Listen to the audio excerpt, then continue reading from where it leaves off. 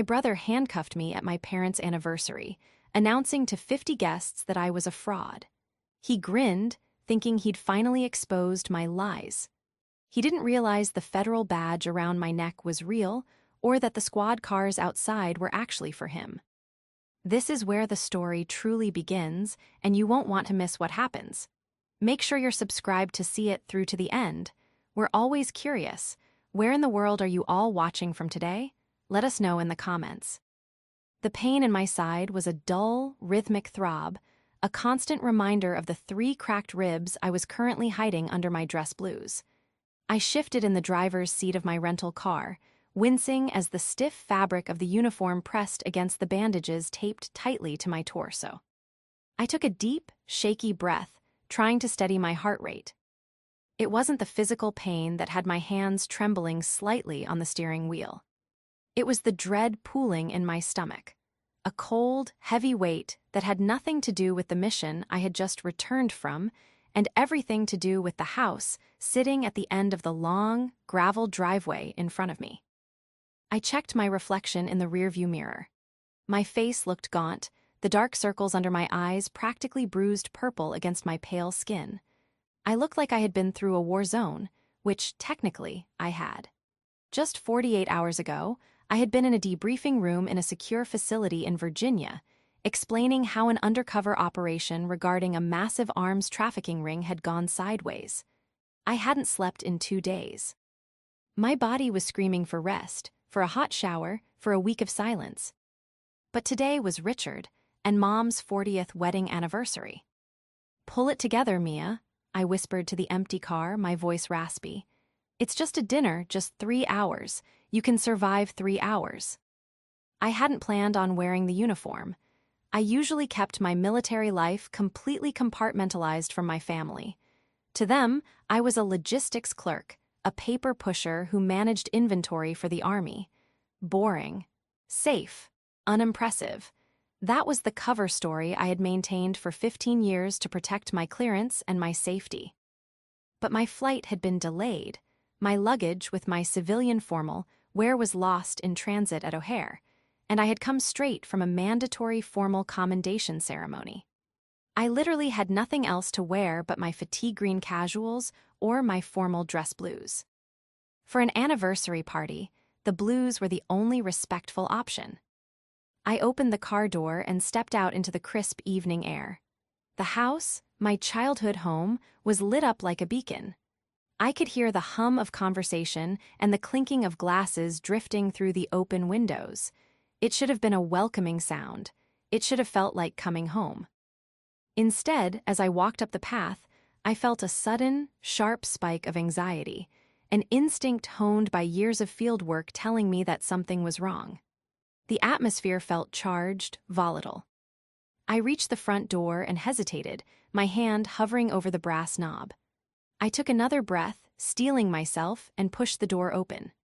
The noise in the foyer died down almost instantly. I stepped inside, forcing a tired smile onto my face. "Happy anniversary," I called out, hoping to bridge the strange gap of silence that had fallen over the room. About 30 people were gathered in the main hallway and living room, a mix of aunts, uncles, cousins, and family friends.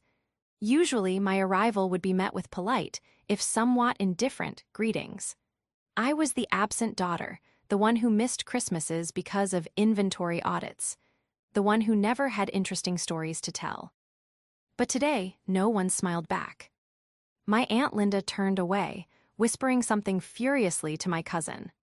An old neighbor, Mr. Henderson, looked at me, then looked down at my uniform with a distinct expression of distaste, shaking his head. And then I saw Richard, my father. He was standing near the staircase, holding a glass of scotch. He looked older than I remembered, his shoulders slumped. When his eyes met mine, I didn't see the warmth I was desperate for.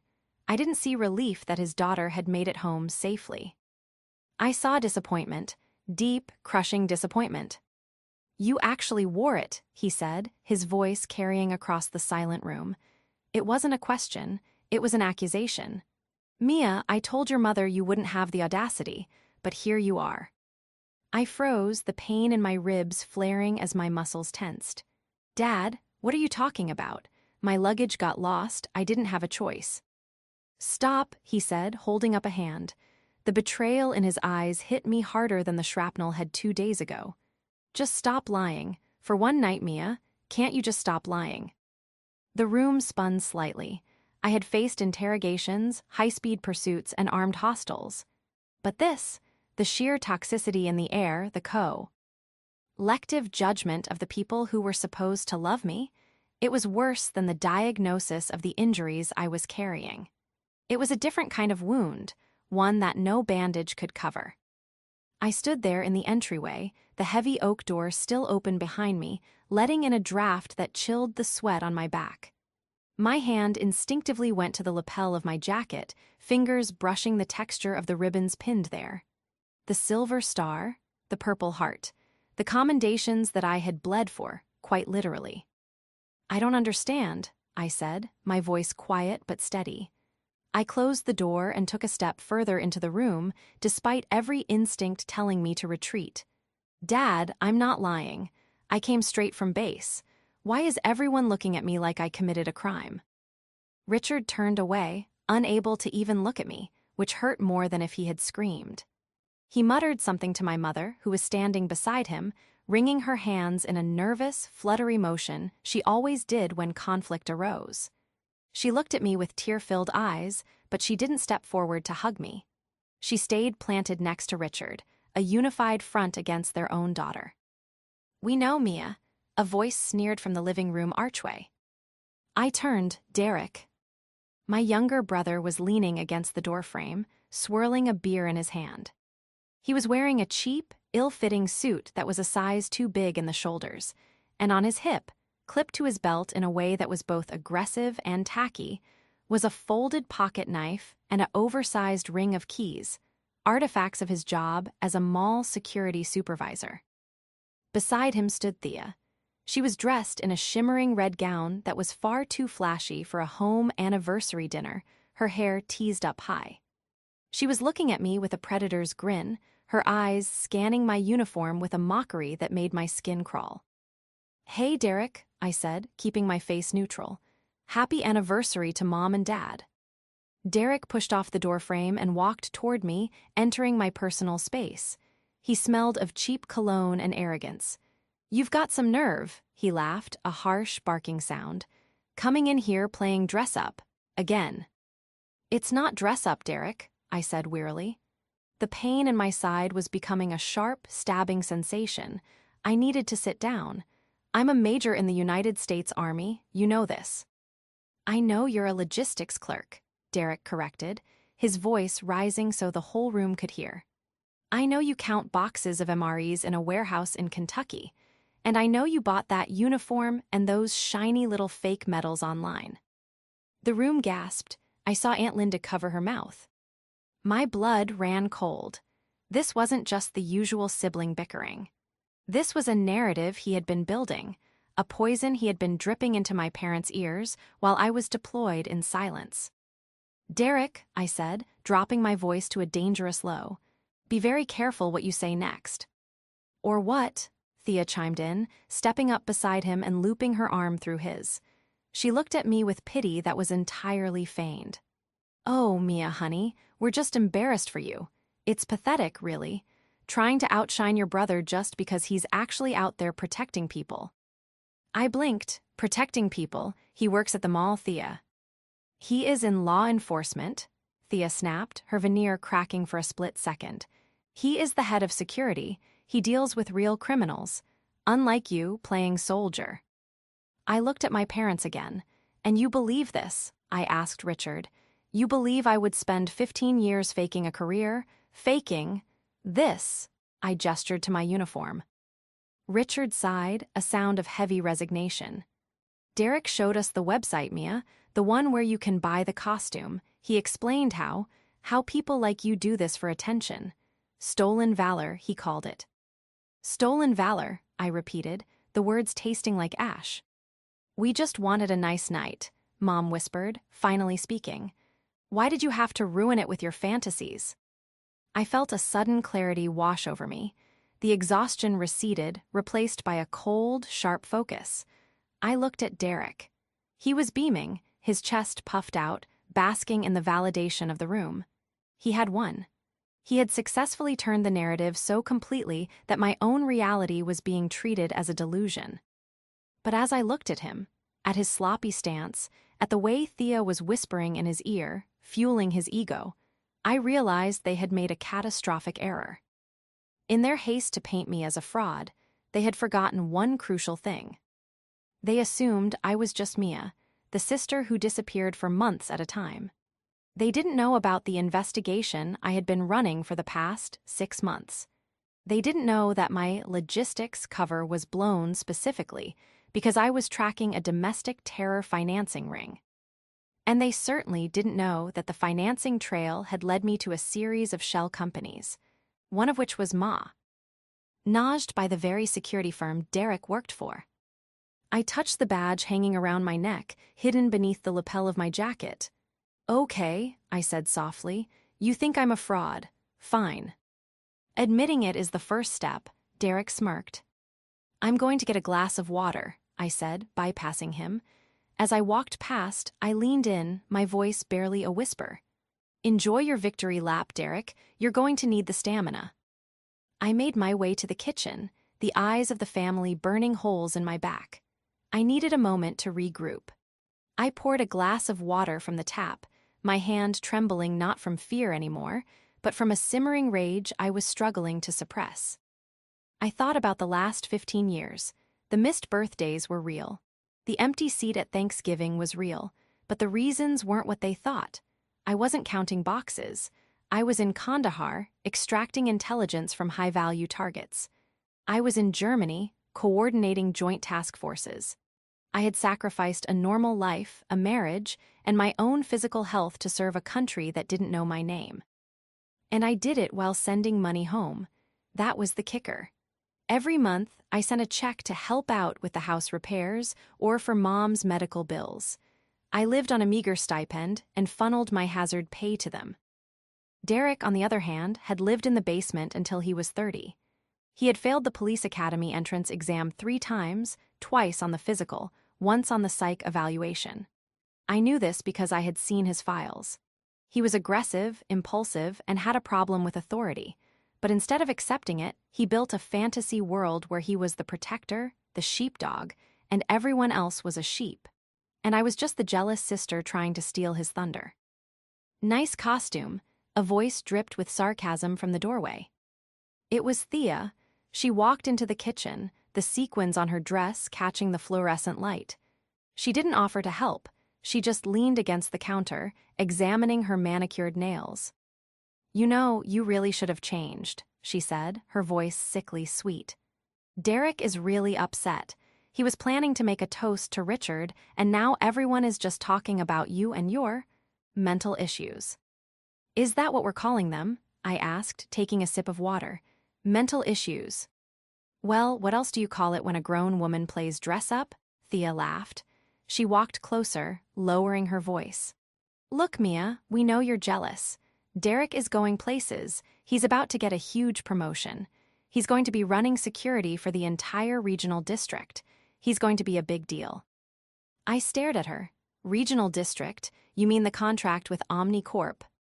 Thea's eyes widened slightly. "How did you know? I mean, yes, exactly. He's a man of status.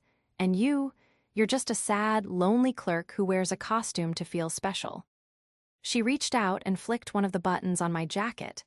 "You know, Derek was saying he should legally do something about this, for Mom and Dad's sake, to get you the help you need." "Is that right?" I asked. "He's very protective," Thea smiled, a cruel, tight expression.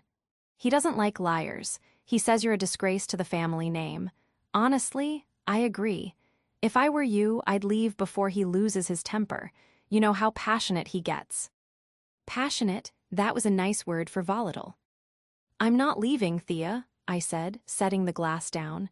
"This is my parents' house, and I have every right to be here." "Suit yourself," she shrugged, turning to leave. "But don't say I didn't warn you. Derek has been waiting for a chance to put you in your place. And tonight, With everyone watching, I think he's finally going to do it." She sashayed out of the kitchen, leaving a trail of heavy perfume in her wake. I stood there for a moment, listening to the murmurs from the other room. Thea was right about one thing. Derek was planning something. I could feel it. He wasn't just content with humiliation, he wanted domination. He wanted to prove his authority in the most public way possible. I reached into my pocket and touched the small, encrypted phone I carried for work. I could call for an extraction right now. I could leave, disappear back into the shadows, and let them have their petty little kingdom.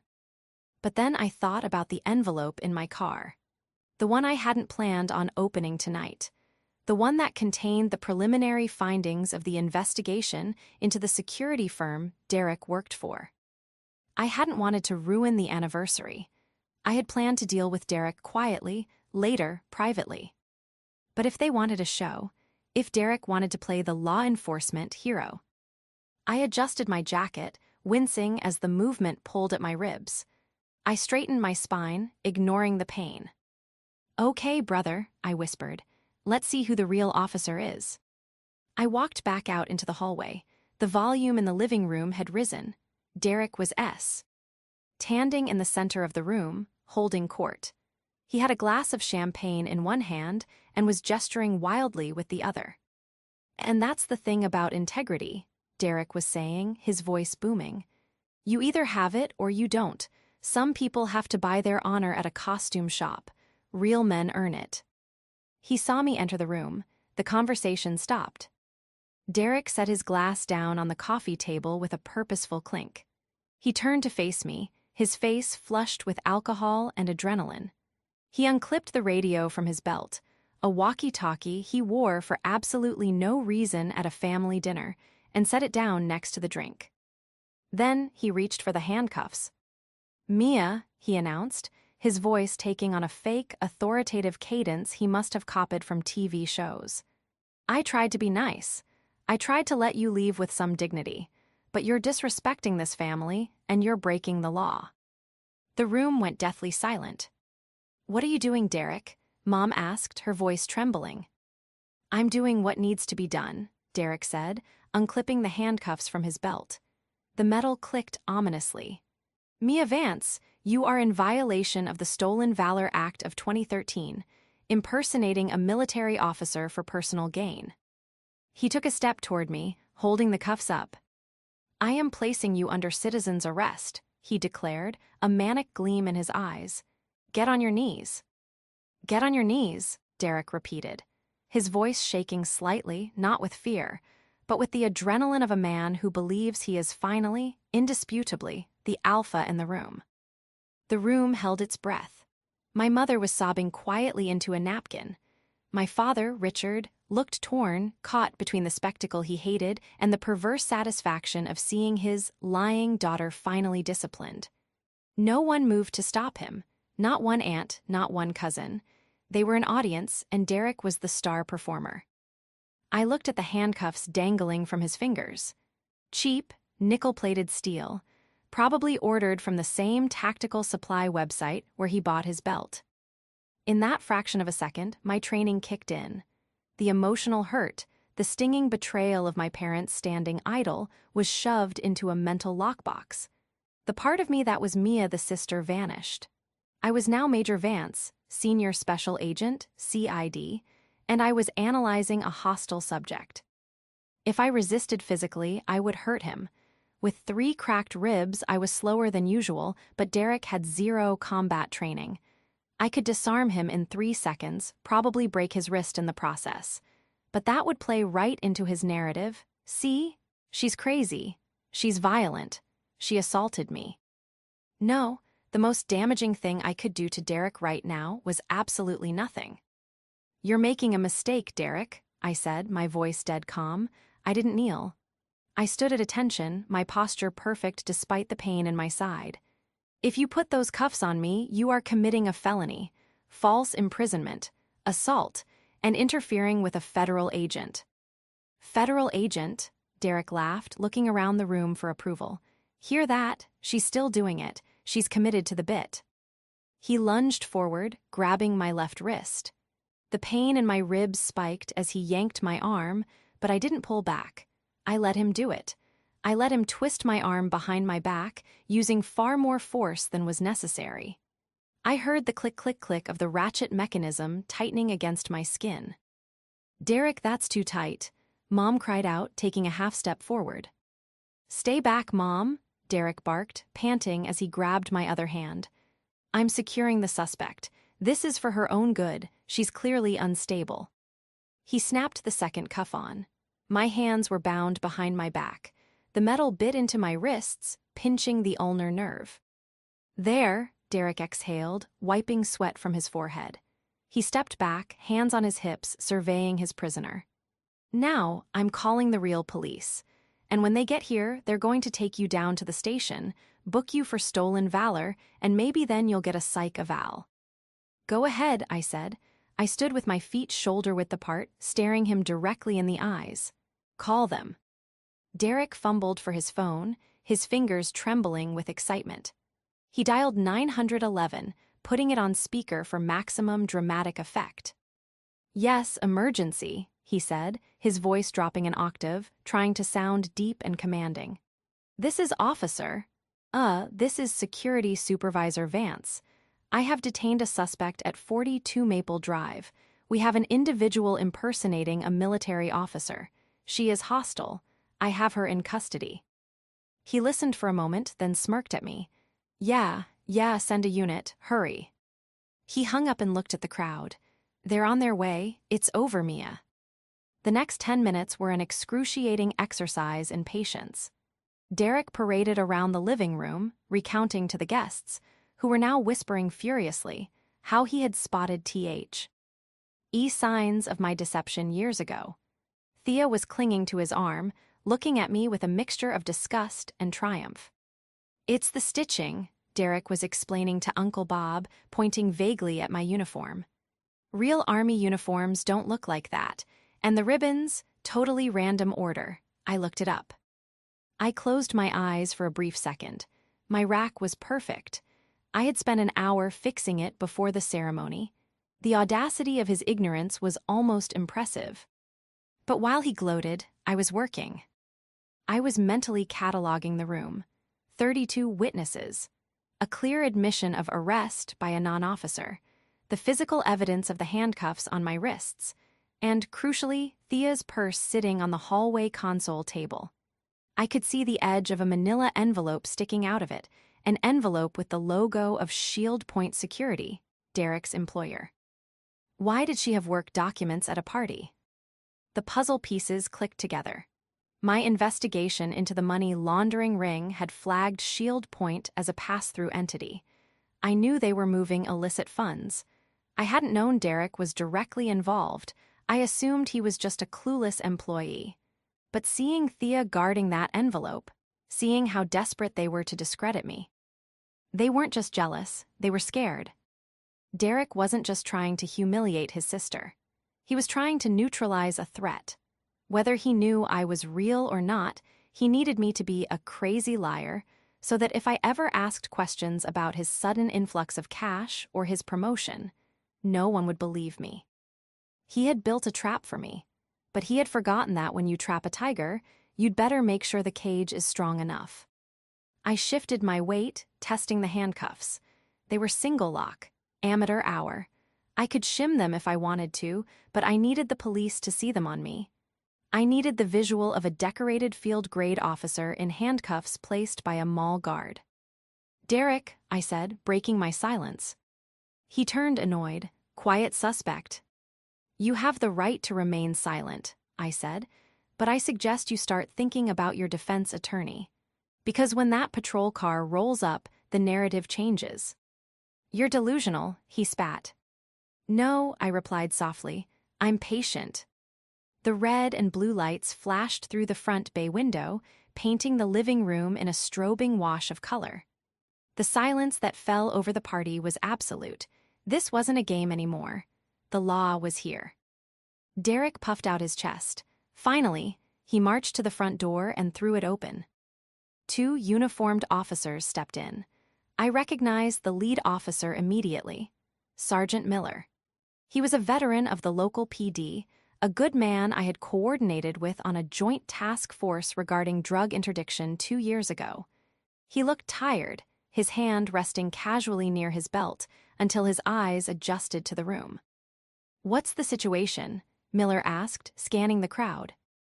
"Officer," Derek said, stepping forward and extending a hand, which Miller ignored. "I'm Derek Vance, head of security at the mall. I'm the one who called. I have the suspect detained." Derek pointed dramatically at me. I was standing by the fireplace, still in my dress blues, my hands cuffed behind my back. Sergeant Miller looked at Derek, then he looked at me. His eyes widened.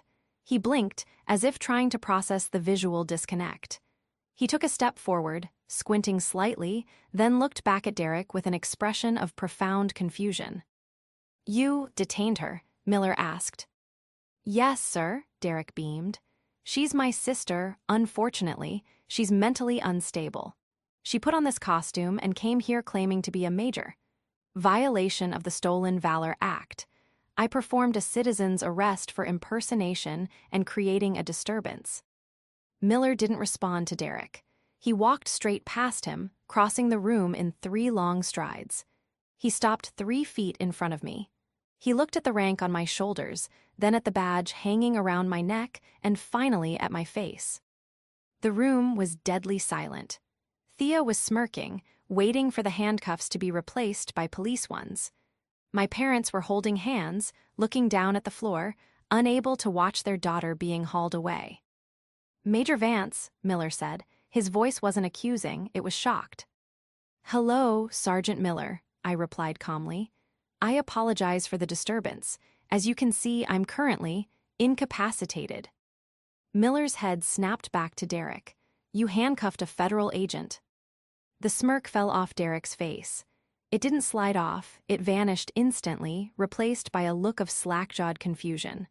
"What? No, officer, you don't understand. It's a costume. She bought it online. She's a logistics clerk." Miller ignored him. He moved behind me. "I'm removing these immediately, ma'am. Are you injured?" 3 cracked ribs from a prior engagement, Sergeant," I said. "The suspect was quite rough during the assault, so I'll likely need a medical check." "Assault," Derek squeaked. Wait a minute, check her ID. She's lying to you. She's good at it. She's been doing it her whole life." Miller unlocked the cuffs. I brought my hands around to the front, rubbing the red welts on my wrists. The relief was immediate, but I didn't let it show. I adjusted my jacket, straightened my tie, and looked at Miller. "Sergeant, I am Major Mia Vance, 701st Military Police Group, CID. My credentials are in my inner pocket. Would you like to verify them?" "That won't be necessary, Major. I remember you from the opioid task force briefing," Miller said, his tone respectful and noticeably rigid. He turned slowly to face Derek. Derek was backing up. No, that's impossible. Mom, Dad, tell him she works in a warehouse." Richard stepped forward, his face pale. "Officer, there must be a mistake. Mia has always had an active imagination. She manages inventory." "Sir," Miller said, his voice cold. "Falsely impersonating a federal officer is a serious crime, but falsely imprisoning one? That's a fast track to federal prison. Your daughter is who she says she is. I've seen her work." Thea let out a small, strangled gasp. She grabbed her purse, the one with the envelope, and started edging toward the hallway. "I wouldn't leave just yet, Thea," I said. My voice wasn't loud, but it cut through the room like a knife. Thea froze. I turned my attention to Derek. He looked like a child whose magic trick had just failed spectacularly. He was sweating, his eyes darting between me and the police officers. But the website," Derek stammered. "I saw the website." "You saw what you wanted to see, Derek," I said, stepping closer to him. The guests parted like the Red Sea. "You wanted me to be a failure so badly that you committed a felony to prove it. You handcuffed a superior officer in the performance of her duties." I didn't know," Derek whispered. "Ignorance of the law is not a defense," I quoted, looking at Miller. Sergeant, I'd like to file charges, unlawful restraint, assault, and impersonating a peace officer. Me, Derek shouted, his fear turning into aggression. I'm security, I have authority. You have a flashlight and a walkie-talkie, Derek, I said coldly. You are not a police officer. And by announcing yourself as officer to the 911 dispatch, which is recorded by the way you crossed a line. This is ridiculous, Derek yelled, looking at our parents. Dad, do something. She's ruining the party. She's ruining everything. Richard looked at me, his eyes wide with a mixture of fear and a dawning, terrible realization. For the first time, he saw the posture, the tone, the command presence. He saw the stranger in his house. Mia, Richard said, his voice cracking. Please, he's your brother. Let's just talk about this. We're past talking, Dad, I said. He wanted the police. He got the police. I turned to Miller. Sergeant, before you take Mr. Vance into custody, there is one more thing, a matter of federal jurisdiction that I need to address. It concerns the reason I was investigating his employer. Derek's face went white. My employer. Shield Point Security, I said, and specifically the envelope in your girlfriend's purse. The room spun into chaos. Derek lunged toward Thea, not to protect her, but to grab the purse. Don't touch it, I barked. The command voice, honed on drill fields and interrogation rooms, froze him in his tracks. Sergeant Miller's hand went to his holster, stepping between Derek and Thea. Sir, back away, now. It's private property, Derek screamed. She can't look at that, you have no warrant. Actually, I said, reaching into my jacket pocket and pulling out a folded document I had kept on me, just in case. I do. This is a subpoena for the financial records of Shield Point Security, specifically regarding their contract with the Regional Mall District. I was going to serve it to your boss on Monday, but since you've provided me with probable cause to believe evidence is being destroyed or concealed on the premises. I looked at Thea. She was trembling, clutching the bag to her chest. Thea, I said, my voice dropping to a conversational, almost gentle tone. The good cop pivot. You're not married to him, you're not implicated in the financials yet, but if you walk out that door with evidence of a crime, you become an accessory after the fact. That's 5 to 10 years. Federal. Thea looked at Derek, who was sweating profusely, his face a mask of panic. Then she looked at me. The choice was obvious. I didn't know, Thea sobbed. He just told me to hold it. He said it was his bonus check details. She thrust the bag at Sergeant Miller, as if it were on fire. Thea, Derek roared, you traitor. Miller handed me the envelope. I opened it. Inside were not bonus checks, but cash, stacks of $100 bills, and a ledger. Aha. ND written ledger. I scanned the page. Kickbacks, I read aloud. Inventory theft. Ghost guards on the payroll. I looked up at Derek. You weren't getting a promotion because you're a good guard, Derek. You were getting a promotion because you were the bagman. No, Derek whispered. The fight had drained out of him. He slumped against the wall. No, I was just following orders. They said it was standard procedure. Standard procedure to launder money through a mall security contract, I asked. Did you really think the Army CID was investigating a logistics clerk? I was investigating you, Derek. Or rather, the people using you. My father, Richard, stumbled forward. He looked aged, defeated. He grabbed Derek's arm. Derek, is this true? Tell me she's lying. Tell me this is just another one of her stories. Derek looked at his father, tears streaming down his face. I just wanted you to be proud of me, Dad. She's always the hero. She's always the one with the medals. I just wanted to be the one in charge for once. By becoming a criminal, I asked. I'm not a criminal, Derek shouted, a last burst of denial. I'm a victim, they used me. Then you can explain that to the judge, I said. I turned to the guests. My aunts, uncles, the neighbors, they were staring at me with a new expression. It wasn't love, necessarily. It was fear. And respect. The logistics clerk had just dismantled the Golden Boy in under 10 minutes without throwing a punch. "Sergeant Miller," I said formally. "Please place the suspect under arrest. Charges include assault, false imprisonment, impersonation of a peace officer, and possession of evidence related to an ongoing RICO investigation." Miller nodded. He pulled his own handcuffs, real, heavy-duty steel, from his belt. "Derek Vance, you are under arrest. Turn around and place your hands behind your back." As Miller spun Derek around, the irony was thick enough to choke on. 10 minutes ago, Derek had been the one clicking cuffs onto my wrists, smiling at his victory. Now, he was being pressed against the wall, his rights being read to him in front of the very audience he had assembled to humiliate me. "Mia," Mom cried out, rushing to me. She grabbed my arm. "Mia, stop this. He's your brother. You can't let them take him. Tell them it was a joke, please." I looked down at my mother. Her grip was tight, desperate. For years, I had craved this, her attention, her emotion. But now that I had it, I realized it was entirely misplaced. She wasn't fighting for me. She was fighting for the image of her perfect family, an image that had never included the real me.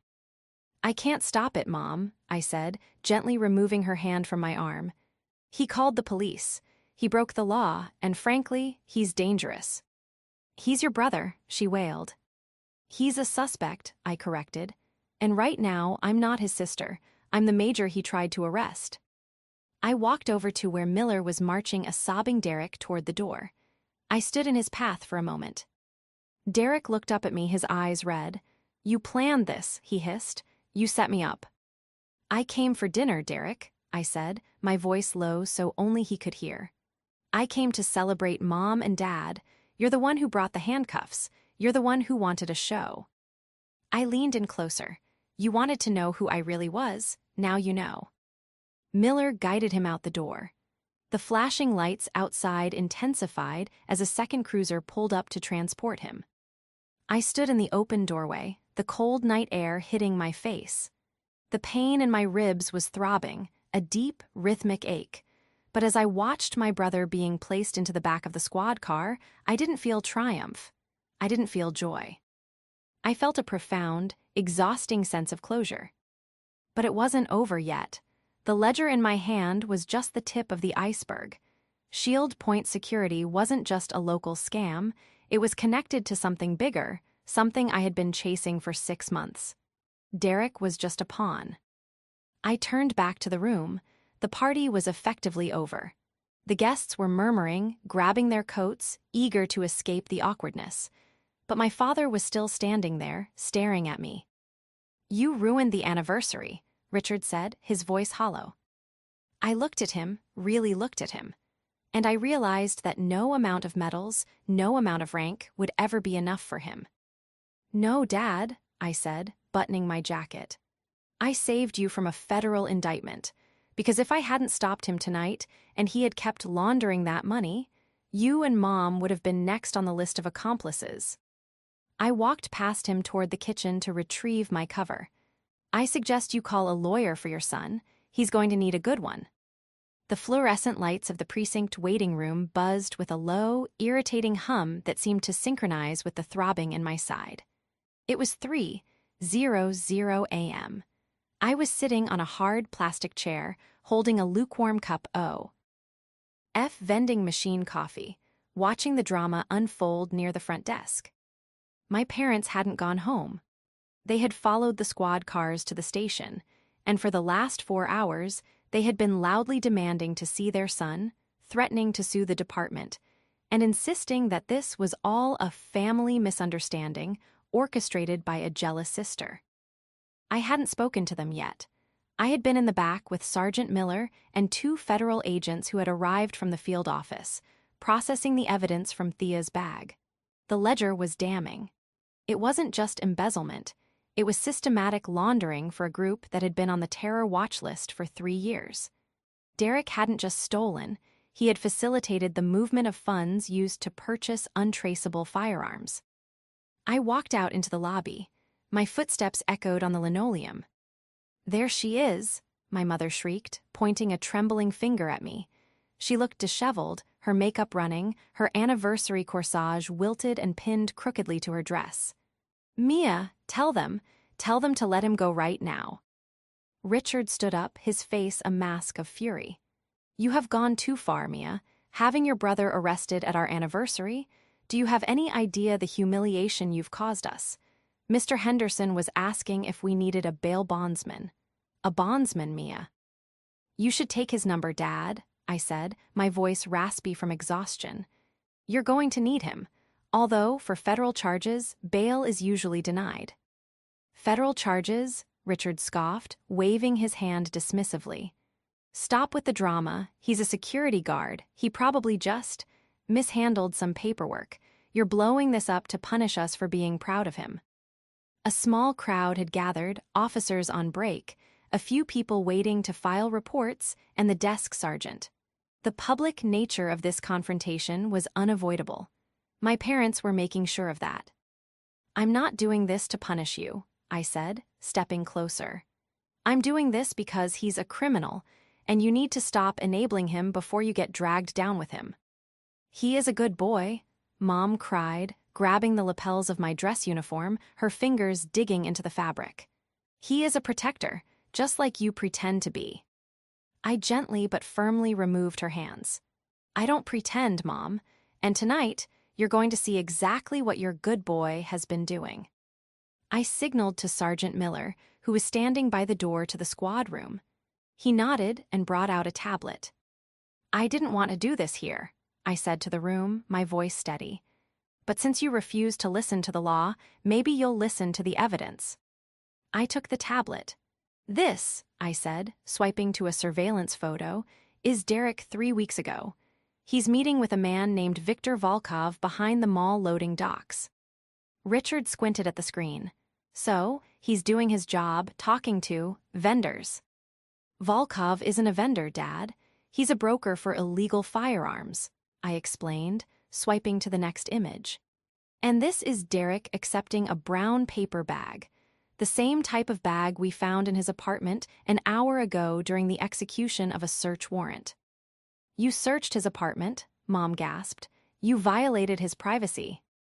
We found $40,000 in cash hidden in his mattress, Mom, I said, my voice hardening. And we found the blueprints. Blueprints? Richard asked, his voice wavering for the first time. Blueprints for the mall's ventilation system and emergency exits, I said. Marked with bypass codes. He sold the security protocols, Dad. He sold the safety of every person who shops there, families, kids, teenagers, to a group planning an active shooter event. The silence that slammed into the room was absolute. The buzzing of the lights seemed to vanish. The officers in the background stopped moving. My mother's hand flew to her mouth. She staggered back, hitting the edge of the seating area. No, that's not. He wouldn't. He protects people. He sold them out for cash, I said brutally. He didn't care who got hurt. He just wanted the money to buy the truck, to buy the suits, to impress you.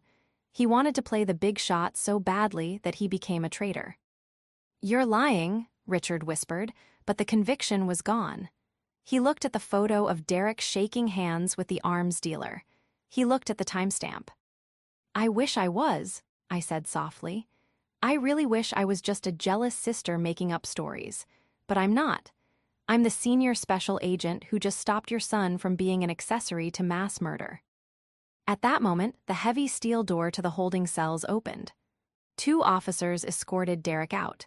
He was in an orange jumpsuit now, stripped of his fake tactical gear, his cheap suit, and his dignity. He was shackled at the wrists and ankles, shuffling toward the transport van that would take him to the federal detention center. He looked up and saw us. He saw the photos on the tablet I was Elding. Mom, Dad, Derek's voice was small, broken. I can fix it. I just need a lawyer.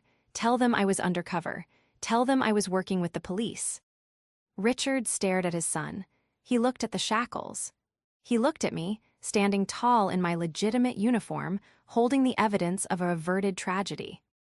The realization hit Richard like a physical blow. His knees actually buckled, and he had to grab the counter to stay upright. The delusion he had fed for 30 years, the myth of Derek the hero, Mia the failure, shattered into a million irreparable pieces. "You weren't undercover," Richard said, his voice trembling with a rage I had never heard before. You sold the mall where we take your nieces." "Dad, I needed the money," Derek whined.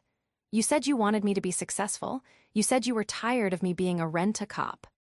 "I didn't tell you to sell innocent people out," Richard roared, lunging forward. Sergeant Miller had to step in, holding my father back. "Take him away," I ordered quietly. The officers guided Derek out the glass doors. He was crying, screaming for his mother, blaming everyone but himself. My mother collapsed onto the plastic chairs, sobbing uncontrollably. But this time, she wasn't crying for her poor, victimized son.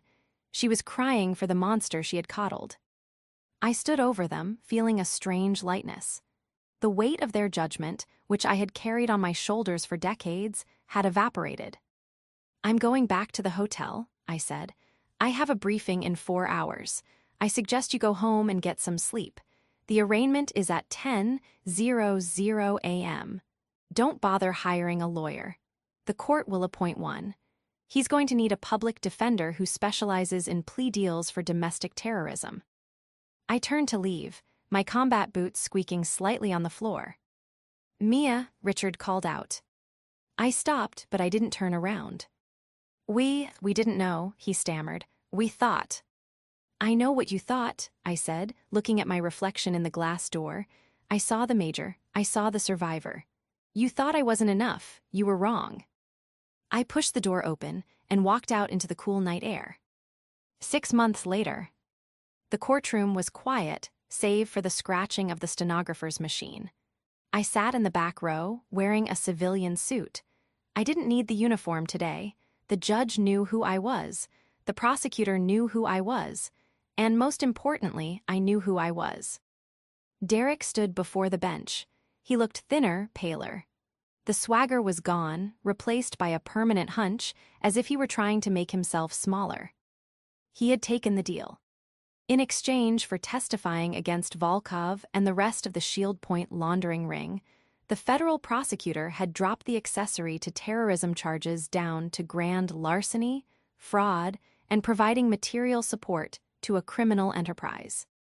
"Mr. Vance," the judge said, peering over her glasses, "you have admitted to betraying the trust of your employer and your community for personal gain. Your actions could have resulted in catastrophic loss of life. It is only due to the diligent work of the Army CID and local law enforcement that this tragedy was prevented." Derek nodded, staring at the floor. "I sentence you to 12 years in federal prison," the judge declared, "with eligibility for parole after 8 years. The gavel banged. It was a sound of finality. I watched as the marshals led him away. He didn't look back at the gallery. He didn't look for our parents. They were sitting 2 rows in front of me. Richard and Mom holding hands, their heads bowed. They looked 10 years older than they had at the anniversary party. The scandal had rocked their small social circle. The neighbors who had sneered at my uniform were now giving interviews to the local paper about how they always knew Derek was trouble. The hypocrisy would have been funny if it wasn't so pathetic. As the courtroom cleared, I stood up to leave. I had a flight to catch. I had been reassigned to a task force in Germany, a promotion, and a move I had been wanting for years. "Mia." I paused in the aisle. Richard and Mom were standing there. They looked hesitant, like strangers approaching a celebrity. "Hello," I said politely. "He got 12 years, Mom whispered, wiping her eyes. 12 years, he'll be 50 when he gets out." "He's lucky," I said. "If the attack had happened, he would be facing the death penalty or life without parole. He got off easy." Richard nodded slowly. He looked at me, really looked at me, with a mixture of shame and awe. "We read the report, the one the lawyer gave us. We saw your service record, the things you did in Afghanistan." "I know," I said. "Why didn't you tell us?" he asked, his voice cracking. "Why did you let us treat you like a clerk?" I sighed. It was the question I had asked myself 1,000 times. "Because I wanted you to love me for me, Dad, not F." or the rank, not for the medals. I wanted to be enough as just your daughter. But it turns out, unless I was Derek, I was never going to be enough. That's not true, Mom protested weakly. It is, I said with zero malice, just facts. And that's okay, I've made my peace with it. I have a family, Mom. They wear the same uniform I do. They have my back. They don't need me to pretend to be something I'm not. I checked my watch. I have to go. My flight leaves in 2 hours. Will you come home for Christmas? Mom asked, a desperate note of hope in her voice. I looked at them. I saw the regret in their eyes, the desperate need for absolution. If this were a movie, I would hug them. We would cry. I would promise to visit. But this wasn't a movie. This was my life. And I was done being the backup plan, the safety net, the punching bag they returned to when their golden child failed. I don't think so, I said gently. I'll be in Germany, but I'll send a postcard. I walked past them, down the aisle of the courtroom, and out the heavy double doors. The sun was shining outside, bright and blinding. I took a deep breath, filling my lungs with air that didn't smell of old resentments or hidden secrets. My phone buzzed. It was a text from my unit commander. Wheels up in 3 hours, beers on me when we land. I smiled, unlocked my rental car, and tossed my bag in the passenger seat. I didn't look back at the courthouse. I put the car in drive and pulled out into traffic, merging seamlessly into the flow of the world, finally, fully free.